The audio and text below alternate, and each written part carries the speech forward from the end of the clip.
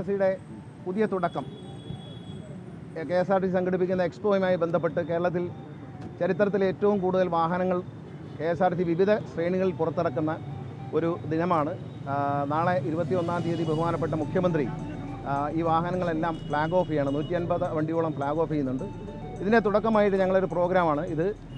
ഓർമ്മ എക്സ്പ്രസ് എന്ന് പേരിട്ടിരിക്കുന്ന ഈ പ്രോഗ്രാമിൽ നമ്മളോട് ഇന്ന് നമ്മുടെ കൂടെ ഉള്ളത് ഇന്ത്യയിലെ ഏറ്റവും പ്രഗത്ഭനായ സംവിധായകൻ, മലയാളിയുടെ അഭിമാനമായ ശ്രീ പ്രിയദർശൻ, മലയാള സിനിമയിലെ ഏറ്റവും മുതിർന്ന നടൻ, ഹാസ്യത്തിലും വളരെ സീരിയസ് ആയിട്ട് രംഗങ്ങളും തിളങ്ങിയ ശ്രീ മണിയമ്പള രാജു, അവർ രണ്ടുമാണ് നമ്മളൊപ്പം ഉള്ളത്. അവരുടെ ഓർമ്മകൾ പങ്കുവയ്ക്കുകയാണ് നമ്മൾ ഈ ഒരു യാത്രയിൽ.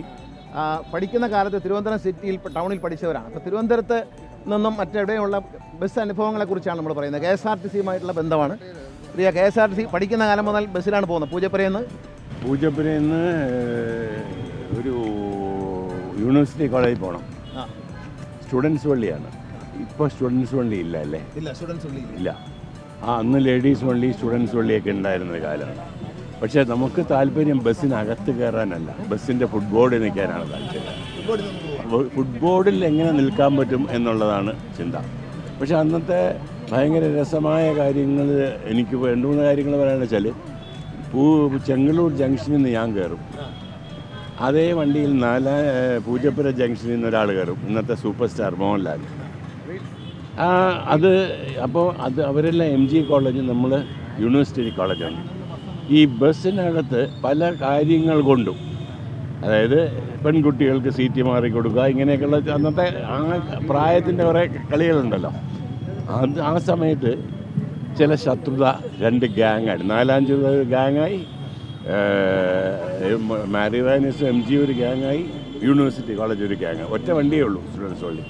അപ്പോൾ ഇങ്ങനെ ഇതൊരു ഭയങ്കര രസമാണ്. വൈകുന്നേരം വരുന്ന സമയത്ത് ഒരിക്കൽ ഞാൻ ചെറിയൊരു തകരാറുണ്ടായി. അതെന്താണെന്ന് വെച്ചാൽ, യൂണിവേഴ്സിറ്റി കോളേജിൽ അതേ വണ്ടിയിൽ ഞങ്ങൾ കയറണമല്ലോ, ഇവൻ ഡബിൾ അടിച്ച് വിട്ടുകളായി. വണ്ടി അടിച്ച് യൂണിവേഴ്സിറ്റി കോളേജിൽ അവൻ ഡബിൾ അടിച്ചിട്ട് വണ്ടി നിർത്തൂല്ലേ കോളേജിൻ്റെ മുമ്പിൽ. പിന്നെ കോളേജിൻ്റെ ബെഞ്ചിൽ നിന്ന് ചാടി കയറാൻ ശ്രമിക്കണം. അപ്പോഴെന്താണ് ഇവർ ചെയ്യുന്നത് വെച്ചാൽ, ഇവർ ഫുട്ബോൾ നിറഞ്ഞങ്ങ് നിൽക്കും. അപ്പോൾ പിന്നെ മറ്റുള്ളവർക്ക് ചാടി കയറാൻ പറ്റില്ല. സോ ശരിക്കും പറഞ്ഞാലൊരു എന്താണ് പറയണത്, ബസ് യാത്ര ഒരു രസം തന്നെയായിരുന്നു ആ കാലത്ത്. ബസ് യാത്രയാണ് പ്രധാന ഒരു ചടങ്ങ്. രാവിലെയും വൈകിട്ടും അതൊരു ത്രില്ലാണ്. KSRTC ബസ്സിൽ എനിക്കൊരു അനുഭവമുണ്ട് ഗണേശനുമായിട്ട്. ചെപ്പെന്ന് പറഞ്ഞ സിനിമ നമ്മൾ ചെയ്യുന്ന കാലത്ത് അന്ന് ഏകദേശം പറഞ്ഞിട്ടുണ്ട്. അതായത് ഇവിടെയൊക്കെ നമ്മൾ അന്നത്തെ കാലത്ത് ബസ് കാത്തു നിൽക്കുക എന്ന് ഒരുപാട് പ്രശ്നം ഉണ്ടായിരുന്നു. ചെന്നൈയിൽ കറക്റ്റ് സമയത്ത് പറഞ്ഞാൽ കറക്റ്റ് സമയത്ത് ബസ് വരും. ആ സമയത്ത് നമ്മൾ ഈ സെക്കൻഡ് ഷോയ്ക്കൊക്കെ കഴിഞ്ഞിട്ട് പോയിട്ട് തിരിച്ചു വരുമ്പോൾ കറക്റ്റ് ബസ് വരുമ്പം ഗണേശൻ പറയും, ഇങ്ങനെ വേണം ബസ് സർവീസ് എന്ന് വെച്ചാൽ. അങ്ങനെ ആക്കിയിട്ടുണ്ടോ ഇവിടെ? ഇപ്പോൾ കറക്റ്റ് സമയത്ത് വരുന്നുണ്ട്, കറക്റ്റ് സമയത്ത് പുറപ്പെടുന്നുണ്ട്. ട്രാഫിക്കിൻ്റെ പ്രശ്നമൊക്കെ ഉള്ളൂ. അല്ലെങ്കിൽ അവർ കറക്റ്റ് സമയത്താണ് സ്റ്റാർട്ട് ചെയ്യും. നിർബന്ധമായിട്ടും കറക്റ്റ് സമയത്ത് പോകണം എന്ന് പറഞ്ഞിട്ടുണ്ട്. പരമാവധി അവർ പാലിക്കുന്നുണ്ട്. ഇപ്പം തന്നെ നമുക്ക് ചെലവ് ആപ്പുന്നൊരു ആപ്പുണ്ട്, KSRTC ചെലവ് ആപ്പ്. അത് മൊബൈലിട്ട് കഴിഞ്ഞാൽ വണ്ടി വരുന്ന കാണാം, ഇത്ര സെക്കൻഡിനുള്ളിൽ ഇത്ര മിനിറ്റിനുള്ളിൽ വണ്ടി വരുമെന്ന് കാണിക്കും. അപ്പോൾ അതിലേക്ക് മാറി നമ്മൾ ഇതിൻ്റെ ഒരു ഡിജിറ്റലൈസേഷൻ്റെ ഭാഗമായിട്ട് നമ്മൾ അതിലേക്ക് മാറി കഴിഞ്ഞു. അത് പറയാൻ കഴിഞ്ഞാൽ തീർച്ചയായിട്ടും അന്നത്തെ കാലത്ത് നമ്മളൊക്കെ ബസ് യാത്രക്കാരാണല്ലോ തീർച്ചയായിട്ടും. ആ സമയത്തുള്ള ഏറ്റവും വലിയ പ്രശ്നം ബസ് കാത്തു നിൽപ്പായിരുന്നു. പക്ഷേ അത് അത് തന്നെയാണ് ഏറ്റവും വലിയ കാര്യം. വീട്ടിൽ നിന്ന് അപ്പോൾ ഇറങ്ങിയാൽ നമ്മൾ എത്ര സമയം കൊണ്ട് വീട്ടിൽ നിന്ന് സ്റ്റോപ്പിലെത്താൻ അങ്ങനെ പുതിയ മാറ്റങ്ങൾ വന്നിട്ടുണ്ട്. പിന്നെ ഈ ഫുട്ബോളിലാണെന്ന് തിരക്ക്, അകത്ത് ആദ്യം ആള് കാണില്ല, ഉള്ളവരെല്ലാം ഫുട്ബോളിലാണ്. ബസ്സിൽ ചാടി കയറുക. അതെ, ഇന്നൊക്കെ ഭയമാവും അങ്ങനെ ചെയ്തല്ലോ എന്ന് ആലോചിക്കുമ്പോൾ. അളിയൻ്റെ അനുഭവം എന്താണ്? തിരുവനന്തപുരത്തല്ലേ താമസിച്ചത്? ഞാൻ തയ്ക്കാറാണ് താമസം. അപ്പം ബെല്ലടിച്ചിട്ട് പോയാൽ അത്ര അടുത്തായിരുന്നു മോഡൽ സ്കൂള്. അപ്പോൾ അങ്ങനെ അടുത്ത് കോളേജിലായപ്പോഴും നടന്ന് തന്നെ പോകാനുള്ള അടുപ്പമുണ്ടായിരുന്നല്ലോ. പക്ഷേ എൻ്റെ വീടിൻ്റെ അടുത്തൊരു ആംഗ്ലോ ഇന്ത്യൻ ഫാമിലി താമസമുണ്ട്. അതിലൊരു പെൺകുട്ടിയെ എനിക്ക് അങ്ങ് ഇഷ്ടപ്പെട്ടു. അപ്പോൾ അവർ പറഞ്ഞിങ്ങനെ ബാക്കിൽ വരുമോ? അവർ ബസ് കയറുന്നത് സെൻറ്റ് ജോസഫ് സ്കൂളില്ലേ, ജനറൽ ഹോസ്പിറ്റൽ ജംഗ്ഷനിൽ നിന്നായിരുന്നു. അപ്പോൾ അതുവരെ സൈക്കിളിൽ വരുമെന്ന് ചോദിക്കും. അപ്പോൾ ഞാൻ ഒരു സൈക്കിൾ വാടകയ്ക്ക് എടുത്തതിൻ്റെ പുറകെ പോയി കൈയും അഡ്ജസ്റ്റ് ചെയ്ത് ഇടയ്ക്ക് ചെയിനൊക്കെ അഡ്ജസ്റ്റ് ചെയ്ത് അങ്ങനെ ഈ ബസ്സിലിവരെ കയറ്റി വിടാൻ ബസ്സിൻ്റെ ബാക്കിലൊക്കെ പോയി അവിടെ ചെന്ന് ഇവർ നടന്നാണ് പോണത്. അവിടെ നിന്നാണ് ഇവർക്ക് ബസ് ശംഖുമുഖത്ത് ആ സ്കൂളിലേക്ക്. അങ്ങനെ ഞാൻ ജനറൽ ഹോസ്പിറ്റൽ ജംഗ്ഷനിൽ അവർ നിൽക്കുമ്പോഴത്തേക്കും സൈക്കിളിൽ ഇങ്ങനെ പോകുമ്പോൾ ആ ജനറൽ ഹോസ്പിറ്റലിന് കാലിൽ പ്ലാസ്റ്റർ ഇട്ട ഒരാൾ നടന്നത്. ഞാൻ ഈ സൈക്കിൾ കൊണ്ടുവന്ന കാലിലിടിച്ച് അയാൾ ആ വേദന സഹിക്കാൻ വയ്യാതെ ഈ പെണ്ണുങ്ങളുടെ മുമ്പ് വെച്ച് എന്നെ ഉടുപ്പ് തൂക്കിയെടുത്തിട്ട് കവാലക്കുറ്റിക്ക് 2 അടി അടിച്ചതും പറഞ്ഞതും ഞാൻ സഹിച്ച്. എന്നെ ചതിച്ചത് ട്രാൻസ്പോർട്ട് ബസ്സിലെ കണ്ടക്ടറാണ്. ഈ അടി കഴിഞ്ഞിട്ട് അയാൾ എന്നെ സൈക്കിളിൻ്റെ 2 ട്യൂബ് ഇറക്കി വിട്ടിട്ട് തിരുവനന്തപുരം ഭാഷയിലുള്ള തള്ളക്ക് വിളികൾ മുഴുവൻ വിളിച്ച് എല്ലാ പെണ്ണുങ്ങൾ കേൾക്കുന്നു. സൈക്കിളിന് 2 കാറ്റും തന്നിട്ട് ഞാൻ തിരിഞ്ഞപ്പോൾ ബാക്കിൽ വരുന്ന ബസ്സിൽ നിന്ന് കണ്ടക്ടർ മേഘനാഥൻ എത്തി നോക്കുന്നു. അച്ഛൻ നമ്മുടെ വീടിൻ്റെ അടുത്ത് നോക്കുന്ന അച്ഛൻ്റെ ഫ്രണ്ടാണ്. അയാൾ വീട്ടിൽ ചെന്ന് പറഞ്ഞു കൊടുത്തു. ജനലാസ്പൂർ ജംഗ്ഷൻ കിടന്ന് അടി വാങ്ങിക്കുന്നുണ്ട്. പെണ്ണുങ്ങളുടെ പുറകെ പോയിട്ട് അടിയും കൊടുത്ത് സൈക്കിളിൻ്റെ കാറ്റ് ഊരി വിട്ടു. അങ്ങനെ എന്നെ KSRTC ചതിച്ചിട്ടേ ഉള്ളൂ. പക്ഷേ ബസ്സിലെ അനുഭവങ്ങൾ വേറെ ഉണ്ട്. എനിക്കിപ്പോഴും ഒരു അഭിമാനമായിട്ട് തോന്നുന്ന സംഭവമുണ്ട്. എനിക്ക് തോന്നുന്നു 2001 കേരളത്തിൽ ആദ്യമായിട്ടൊരു വോൾവോ ബസ് അന്ന് മിനിസ്റ്റർ ആയിരുന്നപ്പോൾ ഇത് ഇവിടെ നിന്ന് എൻ്റെ പാലസിൽ നിന്നാണ് ഓടുന്നത്. അത് ഓടിച്ചിറക്കിയതും അല്ലേ ഓർമ്മയില്ല. എന്നിട്ട് അത് കഴിഞ്ഞിട്ട് ഞാൻ ഒരാഴ്ച കഴിഞ്ഞപ്പോഴത്തേക്കും പത്രത്തിൽ കേസ് വരുന്നു. ഹെവി ലൈസൻസ് ഇല്ലാതെ മിനിസ്റ്റർ ഗണേഷ് കുമാർ ബസ് ഓടിക്കുന്നത്. അയാൾക്ക് അറിയില്ലായിരുന്നു ഗണേഷ് 5-6 കൊല്ലത്തിന് മുമ്പേ ലൈസൻസ് എടുത്ത കാര്യം. അതൊക്കെ പത്രത്തിൽ വന്ന സംഭവമാണ്. ഭയങ്കര രസമുള്ള സംഭവങ്ങളാണ്. ഇപ്പോൾ എത്രമാത്രം ഓൾവോ ബസ് നമ്മൾ വിചാരിച്ചത് ബാംഗ്ലൂരുകാർക്ക് മാത്രം ഉള്ളായിരുന്നല്ലേ. ഇപ്പോൾ കേരളത്തിൽ എത്ര ഓൾവോ ബസ് ഉണ്ട്? അല്ല ലോ ഫ്ലോർ എല്ലാം ഇതൊക്കെ കേരളത്തിൽ.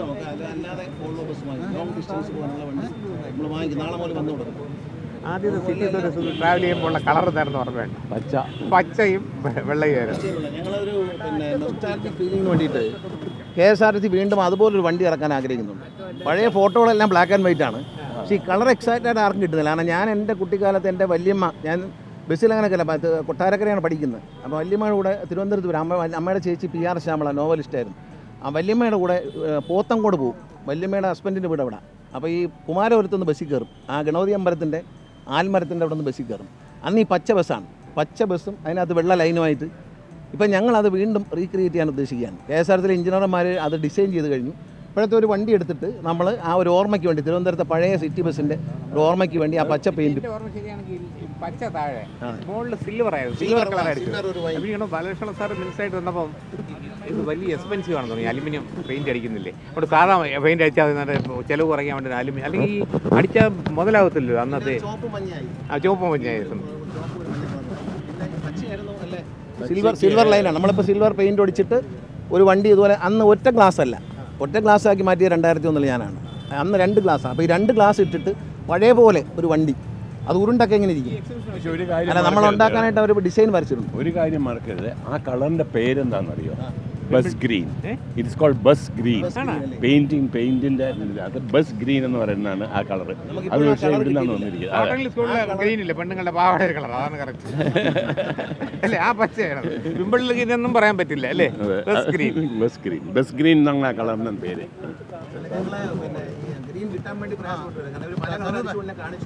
എനിക്ക് ഓർമ്മയിൽ നിന്ന് ആ കളറിൽ ഇതുവരെ എത്താൻ പറ്റിയിട്ടില്ല. അത് ഇനി നോക്കാം നമുക്ക്. കാരണം വെച്ചാൽ അത് അവർ പല ഇല്ല, എല്ലാം ബ്ലാക്ക് ആൻഡ് വൈറ്റ് പടങ്ങളാണ്. അന്നത്തെ കാലത്തെ എല്ലാ KSRTCയുടെ പടങ്ങളും ബ്ലാക്ക് ആൻഡ് വൈറ്റിലാണ്, നമുക്ക് അറിയാൻ പറ്റത്തില്ല. പക്ഷേ അതൊരു കറുപ്പും വെള്ളയായിട്ടേ തോന്നുള്ളൂ.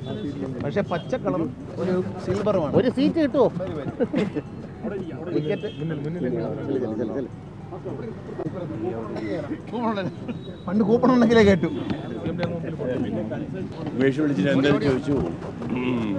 അല്ല, ഈ വളരെ മോശം സമയമാണോ എന്ന് വെച്ചാൽ എന്താ? അല്ല, കാറൊക്കെ വിറ്റോ? ഇപ്പം ബസ്സിലാണ് യാത്ര എന്ന് കേട്ടു. മുകേഷ് അറിഞ്ഞു ബസ്സിൽ കയറി യാത്ര ചെയ്യുന്നവരെ. ഈ ബസ്സിൽ പിന്നെ ഒരു പടമുണ്ടല്ലോ അളിയൻ്റെ പ്രിയന് ചേർന്ന് നമ്മളെ അക്കരെ എന്നൊരു മാരൻ. അതെ, ക്ലൈമാക്സ് ബസ്സിലാണല്ലോ. Private bus. അതെ ഒരു അത് മാത്രം ഷൂട്ട് ചെയ്തത് ഞാനാണ്. ആ സാധനം അല്ലേ? ഗിരീഷാണെങ്കിലും ക്ലൈമാക്സ് ആയിരുന്നു ആ ബസ്സും വെച്ചിട്ട്. അതുപോലെ ശബരിമല പോകുമ്പോൾ ഈ ബസ്സിൽ പോകുമ്പോഴേ ബസ്സിലാണ് പോകുന്നത്. അന്ന് ഞാനൊക്കെ പോകുന്നത്. അപ്പം ചിലർ ഈ ബസ്സിൽ വൊമിറ്റ് ചെയ്യുമ്പോഴത്തേക്ക് അന്നത്തെ ടെക്നോളജി കഴിവലല്ല, മണൽ വാരിയിടും.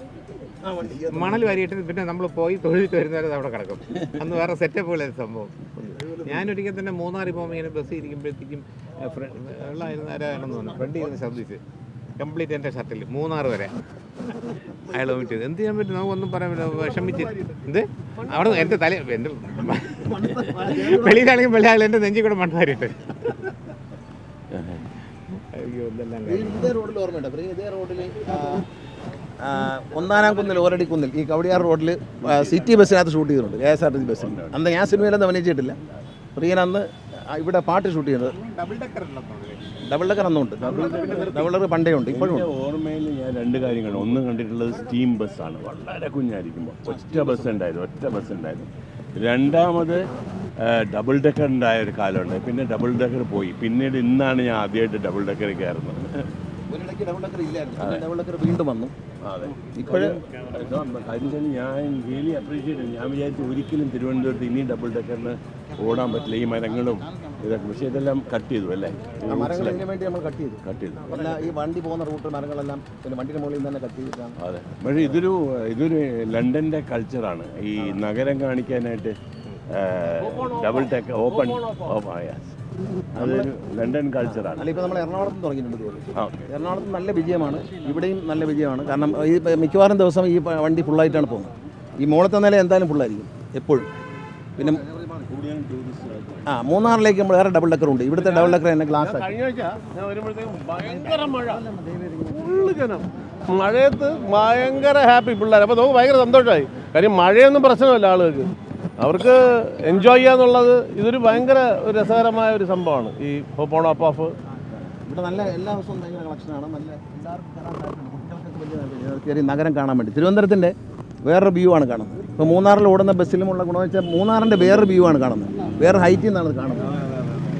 ഈ വേറെ സംഭവം വെച്ച് കഴിഞ്ഞാൽ ഇത് ഈ പറഞ്ഞ കാമുകിമാർ വളരെ ഹാപ്പിയാണ്. എന്താ കാര്യം എന്നറിയാം, ഒരു റെസ്റ്റോറൻറ്റിൽ പോകണം, കാപ്പ് കുടിക്കണം, വട വാങ്ങിച്ചു കൊടുക്കണം, അവൾ കയറി ഫ്രൂട്ട് സാലഡ് ഐസ്ക്രീം ഒക്കെ പറഞ്ഞാൽ അത് അതിൽ നിന്നും പോകും. ഇതാകുമ്പോൾ ഒരു ടിക്കറ്റ് എടുത്ത് ഇവിടുന്ന് കയറി കഴിഞ്ഞാൽ അങ്ങോട്ടും ഇങ്ങോട്ടും ഞാൻ ഇതെന്തോ പലഹാരം വടയെന്ന് പറഞ്ഞ് തന്നെ കേട്ടാ. ഇത് ഇവിടുന്ന് ഈസ്റ്റ് പോർട്ട് വരെ പോയി അവർ, നമ്മൾ വണ്ടി നോക്കുമ്പോൾ അവർ കാഴ്ച കാണുന്നില്ല, അവരങ്ങ് പ്രണയിക്കുകയാണ്. തിരിച്ച് അതുപോലെ ഇവിടെ വന്നിട്ട് തിരിച്ച് പോയിട്ട് ടിക്കറ്റ് എടുത്തു. അവർ പറഞ്ഞു ഇത്രയും സമയം നമ്മൾ ഏത് രാജ്യത്താണെന്ന് അറിയണം, നമ്മൾ സ്വർഗത്തിലായിരുന്നു. അവരുടെ പ്രണയം തീരും. പക്ഷെ ബസ്സാണ്, ഓപ്പൺ ബസ്സാണ് വേറെ. പക്ഷെ ഒരു കാര്യം രാജു, ഒരു ബസ് യാത്രയിൽ ഒരുപാട് ബന്ധങ്ങളുണ്ടാവും അല്ലേ? അത് നമുക്ക് ശരിക്കും അനലൈസ് ചെയ്യാം. ഒരേ റൂട്ടിൽ പോകുന്ന ആളുകൾ, പിന്നീട് ഈ പറഞ്ഞ പോലെ പ്രണയം, പിന്നെ വിവാഹം, പിന്നെ വിവാഹമോചനം, ഇതെല്ലാം ഒരു ബസ് യാത്രയുടെ ഇടയിൽ ഉണ്ടായി തുടങ്ങുന്ന ഒരു സംഭവമാണ്. കാര്യം ഏറ്റവും അടുത്ത് നമുക്ക് ഇരുന്ന് പഴകാനും മറ്റൊന്നുമില്ല സംസാരിക്കാനും പല കാര്യങ്ങളും ചെയ്യാൻ പറ്റിയ പ്രണയങ്ങൾ. ബസ്സും പ്രണയമായിട്ട് ഒരുപാട് ബന്ധമുണ്ട്. ബസ്സിൽ നിന്ന് ലവ് ചെയ്തിട്ടാണ് നമ്മുടെ സംവിധായകൻ്റെ നടനുമായ മധുപാൽ കല്യാണം കഴിക്കുന്നത്. തൃശ്ശൂരിൽ നിന്ന് മധുപാൽ എന്നോട് പണ്ട് പറഞ്ഞിട്ടുണ്ട്, KSRTC ബസ്സിൽ കയറിയിട്ട് യാത്ര ചെയ്യുമ്പോൾ അടുത്തിരുന്ന ഒരു ലേഡിയുമായിട്ട് പരിചയപ്പെടാം. തിരുവനന്തപുരത്ത് വരുമ്പോഴത്തേക്ക് അവരും നല്ല അടുപ്പത്തിലായി. പിന്നീട് മധുപാൽ കല്യാണം കഴിച്ചത് അവരെ തന്നെയാണ്, ആ ബസ്സിലെ യാത്രയിൽ നിന്നാണ്. പിന്നെ പലപ്പോഴും ഈ കണ്ടക്ടർ ബാക്കി മാറാൻ കൊടുക്കും. ഈ ബാക്കി മാറി എടുത്തോളുന്ന 100 രൂപ കൊടുക്കും. 100 രൂപ കൊണ്ട് മാറി ഇന്ന് ബാക്കിയൊക്കെ മാറി വരുമ്പോഴത്തേ ഇവരുമായി സംസാരിച്ച് അങ്ങനെ പ്രണയിച്ച് വിവാഹം കഴിച്ചവരുണ്ട്, അങ്ങനെ ഡൈവോഴ്സ് ചെയ്തവരുണ്ടെന്നാണ് പറയുന്നത്. ഇതിൻ്റെ പേരിൽ ചില്ലറ വാങ്ങിച്ചോളാൻ പറഞ്ഞു വിടും. പ്രണയമല്ലാതെ കുറച്ച് ഏയിൽ ചിന്തിക്കുന്നവർ ഇത് ബസ്സിൽ കയറില്ല. അവർക്ക് ഈ ബ്രേക്ക് ചെയ്യുമ്പോൾ ഫ്രണ്ടിൽ ചെന്ന് ഇടിക്കുക, ബാക്കിൽ ഇങ്ങോട്ട് ഇടിക്കുക, അതൊന്നും ഇതിനകത്ത് നടക്കില്ല. മര്യാദയ്ക്ക് ഇരിക്കേണ്ടി വരും അല്ലേ? നിർത്തി കൊണ്ടുപോകില്ലല്ലോ, നിർത്തത്തില്ലെങ്കിൽ അതൊന്നും നടക്കില്ല. അല്ല എന്ത് ചെയ്യാനല്ലേ? പിന്നെ ഇപ്പോഴത് സിസ്റ്റം ഉണ്ട്. പണ്ട് എന്നുള്ള പ്രോബ്ലം എന്ന് വെച്ചാൽ വലിയൊരു പ്രോബ്ലമായിരുന്നു. ഈ കാത്തുനിൽപ്പിൻ്റെ ഇടയിൽ ബസ് സ്റ്റോപ്പിൽ നിർത്തില്ല, ദൂരം നിർത്തി ആളെ ഇറക്കിയിട്ട് ബസ് സ്റ്റോപ്പിൽ നിർത്താതെ നമ്മൾ ഓടണം അതിൻ്റെ പുറകെ കയറാൻ വേണ്ടിയിട്ട്. കാര്യം അതൊരു ആ സിസ്റ്റം വന്നെന്ന് ഞാൻ പിന്നെ അത് അനലൈസ് ചെയ്തിട്ടുണ്ട്. ഈ പ്രൈവറ്റ് ബസ്സുകാർ അത് ചെയ്യില്ലായിരുന്നു, ഗവൺമെൻറ് ബസ് മാത്രമേ ഇതുണ്ടായിരുന്നുള്ളൂ. കാരണം അവർക്ക് അതുകൊണ്ട് എക്സ്ട്രാ ബെനിഫിറ്റ് ഇല്ല. പിന്നീട് ഇപ്പോൾ ഒരു ഇൻസെൻറ്റീവ് സിസ്റ്റം ആക്കിയില്ലേ, പോകാനൊക്കില്ല. പണ്ട് കൺസെഷൻ ഉണ്ടായിരുന്നില്ലേ? അപ്പോൾ കൺസെഷൻ കൊടുക്കുമ്പോൾ അതിനകത്ത് ഇപ്പോൾ ഇല്ലല്ലോ, അതില്ലേ കണ്ടക്ടർ ടിക്ക് ചെയ്യുമല്ലോ. അത് ടിക്ക് ചെയ്ത് പിന്നെ ഒരു പ്രാവശ്യം കാണുമ്പം ഈ ഒരു കമ്പിയിൽ പിടിക്കുകയും മറ്റേ കയ്യിൽ പെൺകുട്ടിയുടെ ബുക്ക് ഇരിക്കുകയല്ലേ, അവർ കൺസെഷൻ ഇവിടെ വെച്ച് കേട്ടോ. കണ്ടക്ടർ വരുമ്പോൾ അയാൾ എന്നെ എടുത്തിട്ട് തിരിച്ചു വയ്ക്കേണ്ട ഒരു പരിപാടി. പക്ഷേ എനിക്ക് വേറെ കാര്യത്തിൽ ഒരു കണ്ടക്ടർ എന്നുള്ളത് ഞാൻ നേരത്തെ കുറ്റം പറഞ്ഞെങ്കിലും വേറൊരു കാര്യം ബഹുമാനമുണ്ട്. ഞാൻ മോഡൽ സ്കൂളിൽ മോണോ ആക്ടിന് ഫസ്റ്റ് പ്രൈസ് കിട്ടിയ ഒരു കണ്ടക്ടർ സംഭവമുണ്ട്. അയാൾ ബസ് സ്റ്റാൻഡിൽ കയറി ബസ്സിൽ കയറി പോണ ഒരു സംഭവമുണ്ട്. അതിനകത്തുള്ള വിവിധ കഥാപാത്രങ്ങൾ ഇതെല്ലാം ഒറ്റയ്ക്ക് അതിന് പ്രൈസ്. അടയാർ പിന്നെ ഇൻ്റർവ്യൂ നിന്നപ്പം KM ബാലേന്ദ്രൻ മറ്റേ കണ്ടോണ്ട് നോക്കട്ടെ അടയാർ ഇൻസ്റ്റിറ്റ്യൂട്ട് ഇൻ്റർവ്യൂ വന്നപ്പോൾ KM ബാലേന്ദ്രൻ ഞാൻ പറഞ്ഞു, നിങ്ങൾ ഒരുപാട് സർട്ടിഫിക്കറ്റ് ചെയ്തിട്ടില്ല മോണോ ആക്ടിൻ്റെ, ഈ സ്ക്രിപ്റ്റ് ചെയ്യട്ടെ, നിങ്ങളുടെ മോണോ ആക്ട് ചെയ്യാൻ പോയി. അങ്ങനെ ആ കണ്ടക്ടർ മോണോ ആക്ട് ചെയ്തിട്ടാണ് എനിക്ക് അഡ്മിഷൻ കിട്ടുന്നത് അടയാർ ഫിലിം. കണ്ടക്ടറാണ് നമ്മൾ കണ്ടക്ടറെ അനുകരിച്ചതാണ്. അവിടെ കൊണ്ട് അടിയും പോട്ടെ, വീട്ടിൽ വന്നിട്ട് എടുത്ത് തള്ളിയിട്ട് അടി വേറെ. ഇതിനാണ് വളർത്തി വിടുന്നത്, രാവിലെ സ്കൂളിൽ പോകാതെ പറയാൻ പോകുന്നത്. എൻ്റെ ഒരു തമാശയുണ്ട്. ഈ വണ്ടിയിൽ കയറും, പണ്ട് ഇവിടുന്ന് തിരുവനന്തപുരത്ത് നിന്ന് കൊട്ടാരക്കരയ്ക്ക് പോകാൻ വേണ്ടി അമ്മയുടെ ബസ്സിൽ കയറും. അപ്പോൾ ഡ്രൈവർ അച്ഛൻ്റെ യൂണിയനാണ്, എല്ലാ ഡ്രൈവർമാരും ഡ്രൈവേഴ്സ് യൂണിയനാണ്, ഒറ്റ യൂണിയനേ ഉള്ളൂ. അച്ഛനാണ് അതിൻ്റെ പ്രസിഡൻറ്റ്. അപ്പോൾ അവർക്ക് വലിയ സ്നേഹമാണ്. അപ്പോൾ അമ്മയ്ക്ക് അവരെ അടുത്ത് എനിക്ക് ഡ്രൈവറെ ഇഷ്ടമാണ്. പക്ഷേ അമ്മ ഈ കൈയും തലയൊക്കെ പുറത്തിടും വണ്ടിക്കകത്തിരുന്നുണ്ട്. അപ്പോൾ അമ്മ പറയും, കണ്ടക്ടർ വഴക്ക് പറയുന്നത്. സത്യം പറയട്ടെ, മന്ത്രിയായിട്ട് ഇപ്പോഴും കണ്ടക്ടറെ പേടിയാണ് എനിക്ക്. ഒരു ഭയം, കണ്ടക്ടറാണെമ്പോൾ ഒരു പേടിയാണ്. ചില പറഞ്ഞില്ല പോലീസ് പറയും. അങ്ങനെയൊക്കെ കുട്ടിക്കാലത്ത് മനസ്സിൽ പതിഞ്ഞു പോയ കണ്ടക്ടർ. പിന്നെ ഞാൻ ആദ്യം മന്ത്രിയായപ്പോൾ കണ്ടക്ടറെ യൂണിഫോം മാറ്റി, കാരണം ഈ കണ്ടക്ടറെ പേടി മാറാൻ വേണ്ടിയിട്ട്. ഇപ്പോൾ തിരിച്ച് വീണ്ടും കാക്കി പെയിൻറ്റിൽ യൂണിഫോമിലേക്ക് പോയി. എന്താണ് ആഗ്രഹം കണ്ടക്ടർ എന്ന് പറയും. എന്താ കാര്യം വെച്ചപ്പോൾ ഒരു രസമില്ലേ, മുട്ടി ഒരുമി അങ്ങോട്ട് പോയി ടിക്കറ്റ് കൊടുക്കുക, ഇങ്ങോട്ട് വന്ന് ടിക്കറ്റ്. ഇപ്പം മുട്ടി ഒരുമിയാൽ കേസാവും. ചുമ്മാ അറിയുന്ന അന്ന് കേസില്ലാത്ത ഭാഗ്യം. ഉള്ളൂ നോക്കിയ കേസ് ഉടനെയൊന്നും വേണ്ട, നോക്കിയ കേസാണ്. നന്ദു ബസ്സിൽ പോകാറുണ്ട്. ഞാനിപ്പോൾ തിരുവനന്തപുരത്താണോ വലിയ ദൂരയാത്രയാണോ? അല്ല, ഞാൻ ദൂരയാത്രയൊക്കെ സ്ഥിരം ബസ്സിൽ പോകും. KSRTC പിന്നെ ഇഷ്ടം പോലെ പോകുമായിരുന്നു KSRTC. അന്ന് ഈ നമ്മൾ ഒരിക്കൽ എറണാകുളത്ത് നിന്ന് തിരുവനന്തപുരത്തേക്ക് വരുമ്പോഴത്തേക്ക് രാത്രി ഈ 12 മണിക്ക് അങ്ങാണ്ട് ആലപ്പുഴയിൽ എവിടെ കൊണ്ട് നിർത്തി ബസ് നിർത്തിയിട്ട് ഈ കാപ്പി കുടിക്കാനായിട്ട് ഇറങ്ങി. ഇപ്പോൾ എക്സ്പ്രസ് ബസ്സാണ്. അപ്പോൾ ഒരു സീറ്റിൽ ഉള്ള ആളിനെ കാണാനില്ല. ഈ കണ്ടക്ടർ കിടന്ന് വിളിയോട് വിളി. ഈ ആൾ വരാൻ പോകില്ലല്ലോ. ഒരു 10-20 മിനിറ്റ് കഴിഞ്ഞപ്പോൾ ഈ ഇരിക്കുന്ന ആൾക്കാരൊക്കെ പറഞ്ഞു, അയാളില്ലെങ്കിൽ നമുക്ക് പോവാം, എന്തിനാൾ വല്ല വണ്ടി അവിടെ കുറേ നേരം കഴിഞ്ഞപ്പോഴത്തേക്കുള്ളത്. അപ്പോൾ ഇയാളെന്ന് പറയുമ്പോൾ അവിടെ എത്തിയപ്പോൾ അവിടെ നിന്ന് ഇപ്പുറം സീറ്റ് ഇരുന്നത്. ഇതേയുള്ള സംഭവം അയാളുണ്ടായിരുന്നു. ഞാൻ ഇവിടെ വന്ന് അടിച്ച് കിണ്ടിയായിട്ട് അപ്പുറത്തെ സീറ്റിൽ കയറിയിരുന്നു. ഇയാൾക്ക് വേണ്ടി 1/2 മണിക്കൂർ ഇരുന്ന് നാട്ടുകാർ മുഴുവൻ അയാളെ തെറി. അയാൾ അറിഞ്ഞില്ല, അയാൾ പിന്നെ സുഖമായിട്ട് തുടങ്ങി. ഒരുപാട് രസകരമായ അനുഭവങ്ങളുണ്ട് KSRTC.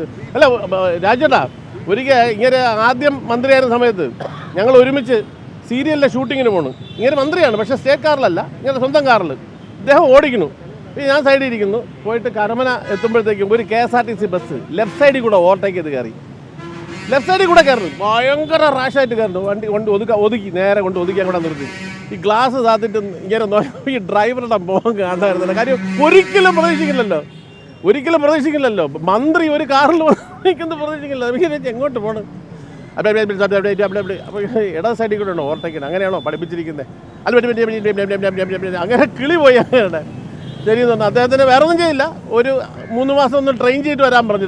നന്നായിട്ട് ഡ്രൈവിങ് പഠിക്കാനായിട്ട് ഇടപ്പാളിലും കണ്ടോ ഒന്ന് പോകാൻ പറഞ്ഞു. അത്രയേ ഉള്ളൂ, വേറെ കുഴപ്പമൊന്നും പറ്റിയില്ല. അപ്പോൾ എല്ലാവർക്കും നന്ദി. ഞാൻ പറഞ്ഞില്ല, നിങ്ങൾ സമയം തന്നു KSRTC കുറിച്ച് നല്ല വാക്ക് പറഞ്ഞു. അത് വലിയൊരു ഇതാണ്. കാരണം KSRTC സ്നേഹിക്കുന്നവർക്ക് നിങ്ങളുടെ ഈ പ്രസൻസ് ഭയങ്കര സന്തോഷമായിരിക്കും. KSRTC ആനവണ്ടിക്ക് ആരാധകരുണ്ട്, ഒരുപാട് ആരാധകരുണ്ട്. പ്രിയൻ പറഞ്ഞ പോലെ മലയാളിയുടെ മനസ്സിലെ ഒരു ഗ്രഹാതുരത്വമാണ് KSRTC എന്ന് പറയുന്നത്. ആ ആനവണ്ടി അത് ഒരു പല സിനിമകൾക്കും തീമായിട്ടുണ്ട്. പല സിനിമകളും ഓർഡിനറി, ഈ സിനിമയൊക്കെ വളരെ ഹിറ്റായ സിനിമകളാണ്. ബസ്സിനെ കേന്ദ്രീകരിച്ചുള്ള സിനിമകളാണ് ഇതെല്ലാം. ഒരുപാട് സിനിമകൾ അങ്ങനെ വന്നു. ഇനിയും വരവേൽപ്പില്ലാതെ ബസ് കണ്ണൂർ ഡീലക്സ് നസീർ സാറിൻ്റെ കാലം മുതൽ ആ പർട്ടിക്കുലർ ബസ് സിറ്റി ബസ്സായിട്ട് ഇവിടെ ഓടിക്കൊണ്ടിരുന്നു. 999 അതിൻ്റെ നമ്പർ 999 T999. ആ വണ്ടി ആ പർട്ടിക്കുലർ ഡീലക്സ് സൂപ്പർ ഡീലക്സ് ആയിരുന്നു ഓടി. നമ്മുടെ ഇവിടെ സിറ്റി ബസ്സായിട്ട് കുറേ വർഷം ഓടിയതാണ് ആ ബസ്. ഓൾ ദ ബെസ്റ്റ് എൻ്റെ സുഹൃത്തിനും the great minister of Kerala. ഇനിയും വളരെ മനോഹരമായിട്ട് രാഷ്ട്രീയ ജീവിതവും സിനിമാ ജീവിതവും മുമ്പോട്ട് കൊണ്ടുപോകാൻ ദൈവം അനുഗ്രഹിക്കട്ടെ.